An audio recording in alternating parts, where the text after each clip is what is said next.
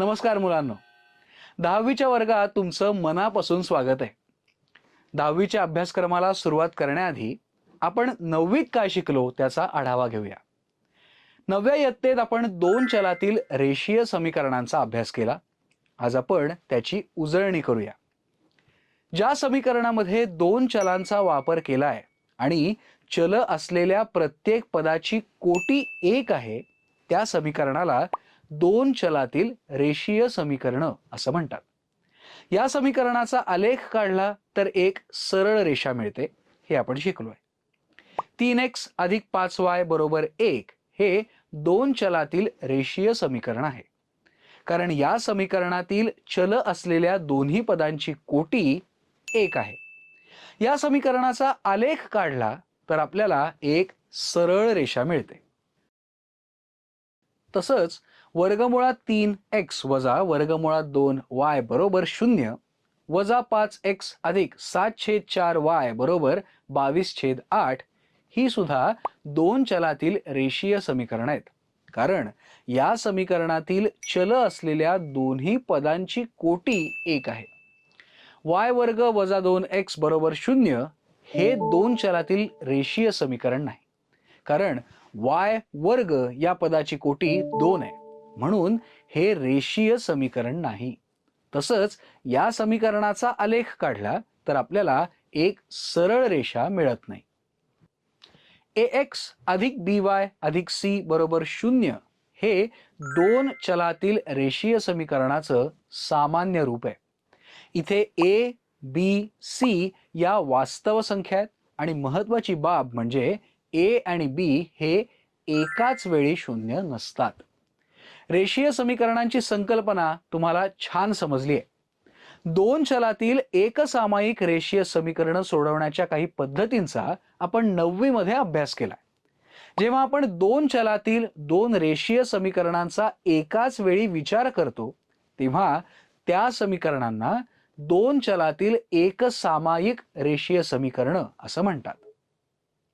आता आपण उजळणी म्हणून काही उदाहरणं सोडवूया.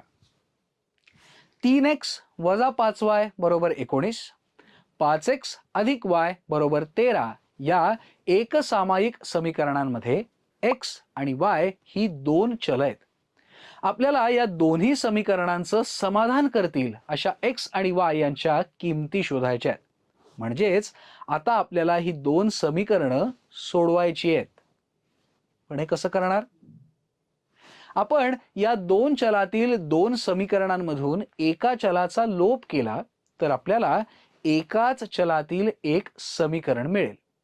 ते सोडवलं की त्या चलाची किंमत मिळेल. ही किंमत कोणत्याही एका समीकरणात ठेवली की आपल्याला दुसऱ्या चलाची किंमत मिळेल. या दोन चलातील दोन समीकरणांमधून एका चलाचा लोप दोन पद्धतींनी करता येतो. पहिली पद्धत, दोन्ही समीकरणांमध्ये एका चलाचा सहगुणक समान करायचा. आता सहगुणक समान असलेल्या दोन समीकरणांची आवश्यकतेनुसार बेरीज किंवा वजाबाकी करायची. त्यामुळे ज्याचा सहगुणक समान आहे त्या चलाचा लोप होतो आणि आपल्याला एकाच चलातील समीकरण मिळतं. हे एकाच चलातील समीकरण सोडवलं की आपल्याला त्या चलाची किंमत मिळते. ही किंमत कोणत्याही एका समीकरणात ठेवली की आपल्याला दुसऱ्या चलाची किंमत मिळते. यासाठीची दुसरी पद्धत म्हणजे एका चलाची किंमत दुसऱ्या चलाच्या रूपात लिहून आपल्याला एका चलाचा लोप करता येतो. मिळालेलं एकाच चलातील समीकरण सोडवलं की आपल्याला त्या चलाची किंमत मिळते. ही किंमत कोणत्याही एका समीकरणात ठेवली की आपल्याला दुसऱ्या चलाची किंमत मिळते. चला आपण चलाचे सहगुणक समान करून आणि एका चलाचा लोप करून हे उदाहरण सोडवूया. उदाहरण असं आहे, 3x वजा 5y बरोबर 19, 5x अधिक y बरोबर 13 ही दिलेली समीकरण आहेत. 3x वजा 5y बरोबर 19 समीकरण 1, 5x अधिक y बरोबर 13 समीकरण 2. समीकरण 2च्या दोन्ही बाजूंना 5 ने गुणूया. 5x अधिक y बरोबर 13 गुणिले 5 म्हणून 25x अधिक 5y बरोबर 65 समीकरण 3. समीकरण 1 आणि समीकरण 3 यामध्ये y या चलाचा सहगुणक अनुक्रमे ऋण 5 आणि धन 5 असा आहे. ऋण 5 आणि धन 5 या विरुद्ध संख्या आहेत, म्हणून या दोन समीकरणांची बेरीज केली तर y या चलाचा लोप होईल. म्हणून आता समीकरण 1 आणि समीकरण 3 यांची बेरीज करूया. 3x वजा 5y बरोबर 19 अधिक 25x अधिक 5y बरोबर 65, म्हणून 28x बरोबर 84, म्हणून x बरोबर 84/28, म्हणून x बरोबर 3. आता x बरोबर 3 ही किंमत समीकरण 2 मध्ये ठेवूया. 5x अधिक y बरोबर 13 हे आपलं दुसरं समीकरण आहे, म्हणून 5 गुणिले 3 अधिक y बरोबर 13, म्हणून 15 अधिक y बरोबर 13, म्हणून y बरोबर ऋण 2, म्हणून x बरोबर 3 आणि y बरोबर ऋण 2 ही उकल आहे. म्हणून x y बरोबर 3 ऋण 2. लक्षात ठेवा, दिलेल्या समीकरणातील कोणत्याही एका चलाचा सहगुणक समान करून समीकरणांची बेरीज किंवा वजाबाकी केल्यास त्या चलाचा लोप होतो आणि परिणामी आपल्याला एकाच चलाचं समीकरण मिळतं. ते समीकरण सोडवून मिळालेली चलाची किंमत मूळ समीकरणांपैकी कोणत्याही एका समीकरणात ठेवली की आपल्याला दुसऱ्या चलाची किंमत मिळते. आता आपण एका चलाची किंमत दुसऱ्या चलाच्या रूपात लिहून हे उदाहरण सोडवूया. 3x वजा 5y बरोबर 19, 5x अधिक y बरोबर 13. उकल 3x वजा 5y बरोबर 19 हे समीकरण पहिलं, 5x अधिक y बरोबर 13 समीकरण 2, म्हणून y बरोबर 13 वजा 5x समीकरण 3. आता y ची ही किंमत समीकरण 1 मध्ये ठेवूया.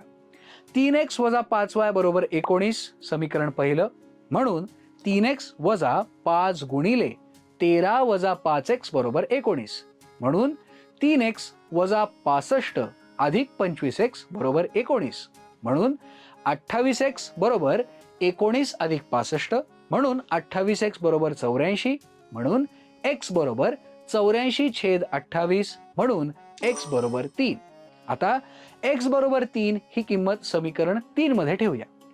y बरोबर 13 वजा 5x हे समीकरण तिसरं आहे, म्हणून y बरोबर 13 वजा 5 गुणिले 3, म्हणून y बरोबर 13 वजा 15, म्हणून y बरोबर ऋण 2, म्हणून x बरोबर 3 आणि y बरोबर ऋण 2 ही उकल आहे.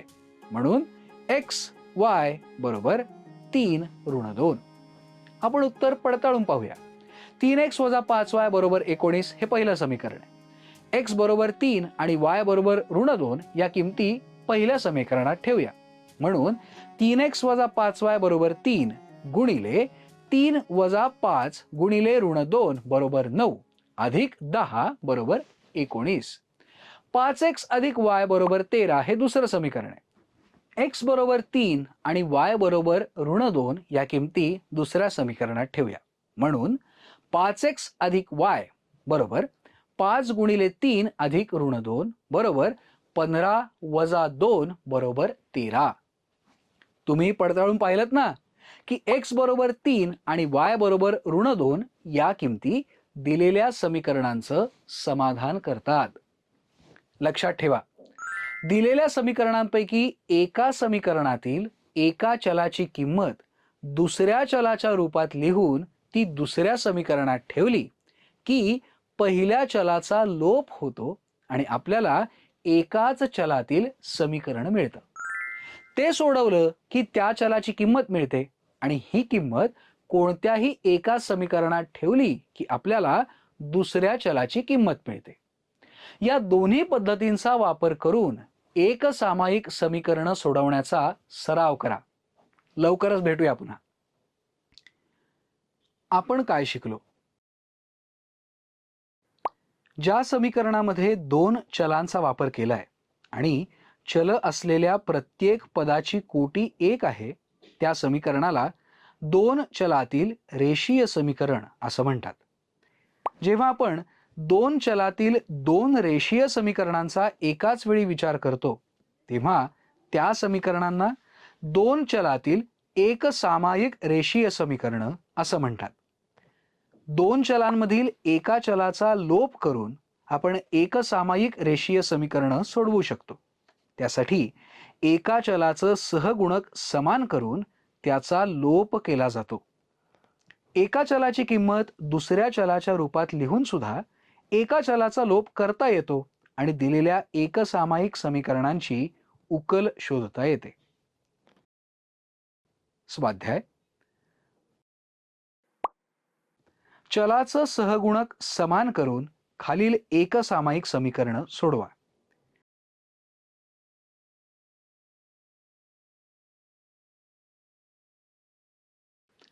एका चलाची किंमत दुसऱ्या चलाच्या रूपात लिहून खालील एकसामायिक समीकरण सोडवा.